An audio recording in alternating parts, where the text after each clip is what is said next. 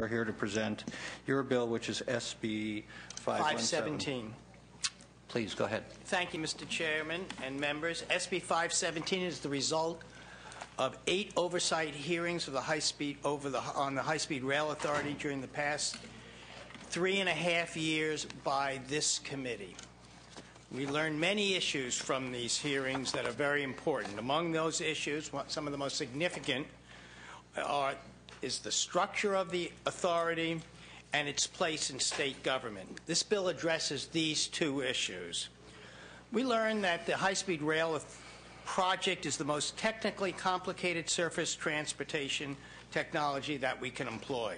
It's complicated to construct, it's complicated to finance, and it's complicated to incorporate into existing communities. This requires that board members are familiar with these issues, that they can provide informed policy directions to the project's executive director and to the staff of the High-Speed Rail Authority. The current board now has 9 members. 5 are appointed by the governor, 2 are appointed by the Senate Rules Committee, and 2 by the Speaker.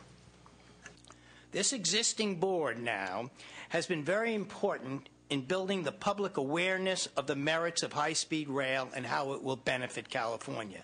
Indeed, without this existing board, it's unlikely that the bonds for the project would have been approved by the voters. Further, this existing board is not subject to any Senate confirmation. So we as senators do not have the opportunity to vet the qualifications of the board members. In addition, the authority is not at the present time, within the organizational framework of state government. It is not directly accountable to the governor or to his appointees, or her appointees, depending upon who the governor is. This bill does the following. Because of the technical complexity of the project, I'm proposing in this bill that board members have specific skills, such as engineering, legal, environmental, finance, and the like. Placing technically knowledgeable people on the board is not unusual, and we have done that for other boards like the Air Resources Board. This bill makes the 5 Transportation Commission. This bill makes the 5 appointees of the governor subject to Senate confirmation. It places the authority in the Business, Transportation, and Housing Agency and appoints the secretary of that agency as a non-voting ex officio member of the board.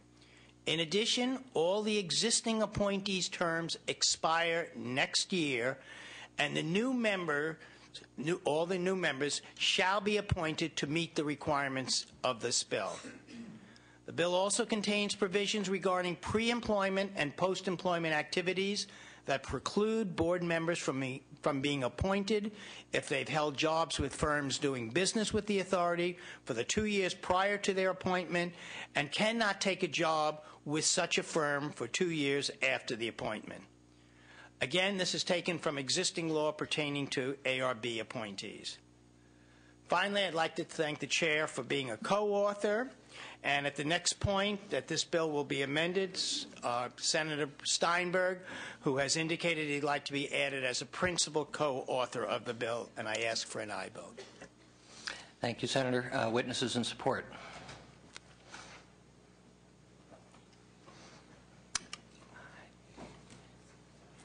You do this with some hesitation. We want enthusiastic support. Please just come forward and have a seat. Well, you didn't ask for the enthusiastic supporters to come first and then the mild supporters to follow. Right. You need to give direction. I'm sorry. I'm trying to follow in the tradition set by the previous chair of this committee. And they are traditions. They are traditions. May I just acknowledge a council member from the city of West Hollywood as one of the people that will be joining us on behalf, but wearing a different hat today. But I want to acknowledge the presence of Jeff Prang. Thank you. Go ahead. Please begin. My name is Kathy Hamilton. I'm on the board of Community Coalition on High-Speed Rail, and I'm also a resident of Menlo Park, California. I have been attending meetings over the past 2 years. I have been meeting the authority. I've been present at the authority meetings, and I have also watched Senator Lowenthal and Senator Simidian monitor the high-speed rail project, and I will say that they have been quoted as saying that they are hip-deep in the high-speed rail authority and really know what's going on. So Senator Lowenthal speaks with great authority on the subject. Both the composition of the current board and their independence have led to the mismanagement of the project. Neither have the correct experience nor the bigger picture in mind to do a proper implementation. The High-Speed Rail Commission ended in 1997 after they decided that it was okay to study high-speed rail and to put it on the ballot. This high-speed rail authority sold it. Now it's time to get somebody in who knows how to manage it, to get an operator in, to look at all of the options. One last thing I want to say, I have watched this, not to be disrespectful, but this authority, they don't have the proper management, and yet they don't take the recommendations of more learned people. They don't take staff recommendations. So it's one thing to be ignorant, but to be ignorant and arrogant is especially dangerous.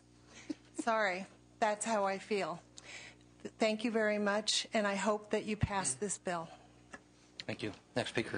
Chair and members, my name is David Armenta, Mayor of the City of Pico Rivera, and I'm here to ask for your support because this provides oversight, it provides accountability of the High-Speed Rail Authority, and further ensures no conflict of interest. Again, I ask that you support this bill. Thank you very much. Thank you, Mr. Mayor. Thank you for joining us. Mr. Chair and members, Jenna Price on behalf of the Planning and Conservation League, and we do strongly support 517.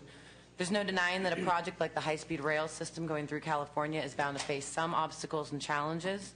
Since 2008 and the passage of Proposition 1A, however, it has become clear that this project has lacked and is still lacking sufficient planning and capable management, with problems ranging from a mishandling of finances to poorly produced ridership studies.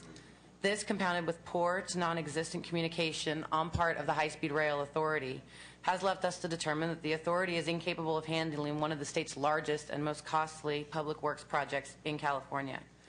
The Planning and Conservation League wants to see high-speed rail in California, but not with an unnecessarily high price tag or negative environmental impacts that could have been avoided, or just all-around bad decision-making. The first step to getting this project back on the right track, and no pun intended, we feel is to place the authority under an overseeing agency and then work to replace the current authority with qualified experts who will help to ensure that high-speed rail in California can be done and done right in a fiscally and environmentally responsible manner. For these reasons, we respectfully ask that you support this very important and necessary bill. Thank you. Thank you. David. Mr. Chairman, David Schoenbrunn, Transdev. It's a pleasure to appear before you. We have supported high-speed rail for at least the last 6 years and have been in litigation with the High-Speed Rail Authority for the last 3. In particular, our problem is we believe the High-Speed Rail Authority is not competent to manage a project of this scale, and that's why we're here in support of this bill. Having competent board members is a giant step forward. And the conflict of interest provisions are also very helpful. But having said that, we have 3 areas of concern where we think the bill could go further. First, we supported Senator Duchesne's SB-53. In fact, I testified before you on that. And that was because we believe the authority desperately needs adult supervision. 517 leaves the authority with a lot more autonomy than SB-53 did. And so we would like to see more accountability provisions, if you can think of some. I don't have any to specifically recommend right now. Second, another major feature of SB-53 was to integrate the planning of high-speed rail and conventional rail, which would be within a department of rail. While the language of 517 refers to integrating with conventional rail, it doesn't do anything with the structure. And so we would like to see an amendment that brings these two bodies together in one agency.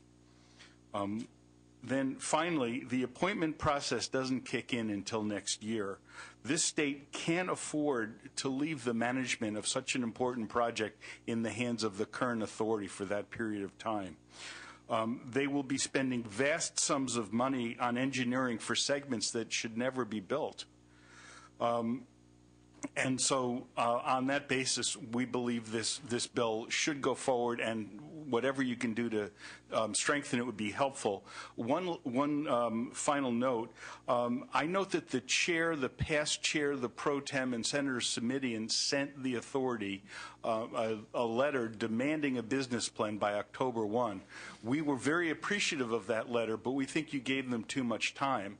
And since we're completely confident that they're not going to produce a business plan, it would be better to have a nearer date so that the legislature can cut off their funding as soon as possible and start moving towards a project that can actually work. Thank you. Thank you. Next speaker. Good afternoon, Chairman and members of the committee. My name is Brad Samuelson, and I represent Preserve Our Heritage. Preserve Our Heritage is comprised of farmers and others with agricultural interests in the Merced and Madera area. We have been actively participating in the authority's efforts to locate an appropriate rail alignment through our community. During those efforts, we've been strong advocates for the use of existing corridors in order to preserve our area's open space and agricultural resources. We strongly urge you to support SB-17 by Senator Lowenthal. Since the passage of Proposition 1A in 2008, we have endeavored to work with the authority. We have served on technical working groups, participated in public and private meetings, and have offered many suggestions on how a high-speed rail could work in our community. Our experience is that the authority and its staff and consultants only pay lip service to the concerns of the Central Valley. The record is deep with letters from private citizens, cities, and other public agencies expressing their distrust with the authority and its processes. We believe this bill will help to provide the necessary checks and balances so that the citizens of California do not build this project simply to fulfill the authority's agenda of rail at any cost while plowing through our fields and through our cities. Thank you. Thank you. Yes, sir. I'm Jerry Carlson, a councilman from the town of Atherton. I'm here to support this bill. I think it's long overdue. I think this is the largest public works project that California has ever had. The present board, I think, has been effective in their cheerleading and getting the passage of Proposition 1A, but now's the time to get some professional board management to oversee all the consultants who are making the decisions on this project. I urge your support. Thank you. Thank you, council member. Thanks for joining us. Mr. Chair, members, Ravi Mehta. I'm representing 4 cities, the cities of Atherton, Menlo Park, Palo Alto, and Pico Rivera. I, too, have been very engaged in the high-speed rail progress or lack of progress, and this is, as others have mentioned, the largest public works project probably in the history of the United States. This one authority that has members who have absolutely no oversight, has unbridled authority to spend billions of dollars, and they're doing so with absolutely no concern for the interests of the local communities. They're basing their decisions on information provided to them by consultants who we don't know how many there are, how many layers of consultants there are. There is absolutely no control over anything that's happening at the High-Speed Rail Authority. We are absolutely in support. Our cities are absolutely in support of this bill. But we ask that this bill go a little bit farther, if not at least in this bill, that this body look at further issues that are decisions that have been made by having oversight. That's great, but we need to look at decisions that have already been made by an entity that has had no oversight. The corridors, the ridership study is absolutely critical. So I understand that that's not a part of this bill, but we would ask Senators Lowenthal and other members of this committee to consider those issues as well. Thank you. Thank you. Mr. McGowan. Bill McGavin with Sierra Club, California. We support high-speed rail, we support accountability in government, and we support this bill. Thank you. Good afternoon, Mr. Chairman. Paul Dyson with the Rail Passengers Association of California. We're a non-profit, all-volunteer group. I'm here to support the bill. I'll be brief. There are too many agencies making too many separate rail plans. We need to integrate those functions. High-speed rail on its own won't work as a standalone top-down system. You have to integrate all of the systems, the transit, the intercity rail with it. So we strongly support this bill. Thank you. Thank you. Are there witnesses in opposition? We rarely get opposition to a Lowenthal bill, but unless it has to do with taking away free parking in the state of California. Good afternoon, Mr. Chairman and Senators. My name is Jeff Barker. I'm Deputy Executive Director of the California High-Speed Rail Authority, and I'm here simply to relay an official position of opposition from my Board of Directors. I believe you have a letter, a terse letter, outlining those reasons. I'm simply here to relay that for them. Hi, members of the committee. My name is Daniel Kraus with Californians for High-Speed Rail. We're a nonprofit organization devoted just to the high-speed rail project to make sure it happens and serves the citizens of California. Currently, we oppose the bill as written, but overall, Californians for High-Speed Rail supports reform of the authority, and we just want to make sure that reform will support the project and make sure that it moves forward and continues its momentum. That's our main concern. But we do support reform. I just want to make that clear. We also thank the sponsors of the bill for the recent amendments that have addressed some of our concerns. We saw the amendment this morning, so thank you for that. We still do have two main concerns about the current bill. The first one is the notion of vacating the entire board of the authority. Our main concern here is if you take away the entire leadership of a very complex project all at once, just as we're starting to enter into construction, you're going to create a level of chaos and also a lack of institutional knowledge that will not be able to manage the project properly as we go into this critical phase of construction. We're talking about potentially having an $8 billion project on our hands in the Central Valley just next year. So we would like to see some other way of reconstituting the board in a way that preserves enough of that institutional knowledge that the current authority board members have. So that's one of our main concerns. If there's other strategies for doing that, we'd be open to that sort of adjustment. And our second main concern is the requirement that the Senate confirm all of the gubernatorial appointees to the board. We do understand the legislature has concerns and frustrations about their influence on, about the authority board, and we're sympathetic to that. But frankly, if you go that extreme in terms of shifting the power, I don't think you have a reform because it'll probably be vetoed for sure. So we'd like to see if there's other ways to approach that issue as well that could let reform move forward and also make we have support throughout the government. And that's it. Thank you. Appreciate those comments. Any other witnesses in opposition? Questions or comments from the committee? I'll start with the Vice Chair and then to Mr. Huff. And we have a motion by Senator Keogh. The motion is due pass to appropriations. Senator Gaines. Great. Thank you, Senator Lowenthal. And I really appreciate the intent of your bill here. And but from my perspective, you need to know that I never supported high-speed rail in California. You never supported it. I have not supported it. I feel like it's a huge waste of money. I think we're seeing that borne out. I don't think the market is showing the demand that's necessary for this type of infrastructure in the state. And I think we could have approached it differently. When I served on SACOG, we had discussions about looking at traditional track and using higher speed trains on traditional track at a fraction of the cost. Now, those would be trains that could go about 125 miles an hour. And I think there are some opportunities between LA and San Diego, Sacramento and San Francisco, those particular areas where I think you might even have an opportunity to make a profit on those lines, and that we ought to, my approach would have been to restructure how we approach this and go very slow, look for opportunities for profitable lines and then see if you could extend at some point in the future. But hopefully your bill will rein these expenses in, but I'm really worried about a boondoggle, and therefore I won't be able to support this. But thank you. Senator Huff. Thank you, Mr. Chair. First, I'd like to ask if our committee staff could give us letters like this. I show it as us as CC. It was sent out. I mean, me as a CC. I didn't get it. I don't know where that was lost. But if we could get things that are pertaining to that come through the staff, because I understand we don't normally get that, that would be helpful as we make these decisions. Senator Lowenthal, you know I am a supporter of high-speed rail, one of the few Republicans. As I am. And we have jointly authored letters asking for accountability and business plans. And have not received it.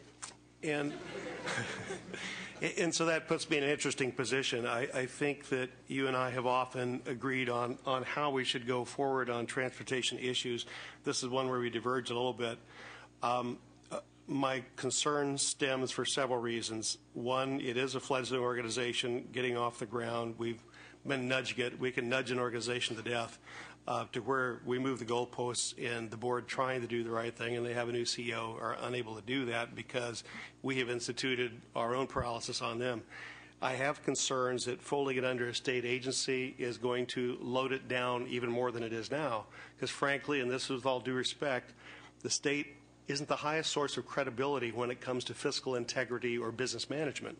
Which one of our state departments has goals and objectives laid out there or has some kind of analysis to see if they're actually hitting that? We don't do that at the state. We're holding these guys to a higher standard than we do ourselves.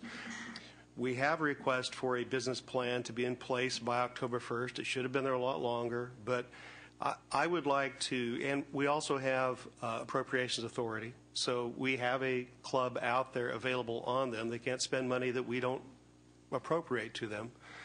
So I would like to offer an alternative path, similar to what happened at the ports of Long Beach. You carried a bill that everybody hated, and that motivated action. Right. I actually supported that bill you will require. We were partners in crime. That's right. And, yeah, exactly. So what I would suggest is, what I would suggest is, why don't we hold this in committee until next year? They have a business plan that has to be in place by October 1st. We've actually, through this committee, asked for a much higher standard of accountability. And if they're not there, I will support your bill next year. I can't support it today. I think we need to give them time to play this out. But if they don't proceed, then I would be willing to support you in that. And I want high-speed rail to be successful. I just think we need to give them a little bit more time and also a noose if they can't exercise within that time. Anyone else? Senator Lowenthal, would you like to respond? Yes, I would. First, I thought the comments were thoughtful. I was start with one of them that said, one of the comments that said, we have to be concerned that vacating now would cause chaos. We are having chaos now. We are not creating chaos. We are trying to create an agency that is accountable, transparent, and responsive to the people of California. I understand, Senator Gaines, that you did not support high-speed rail, but the people of California voted to put up $10 billion.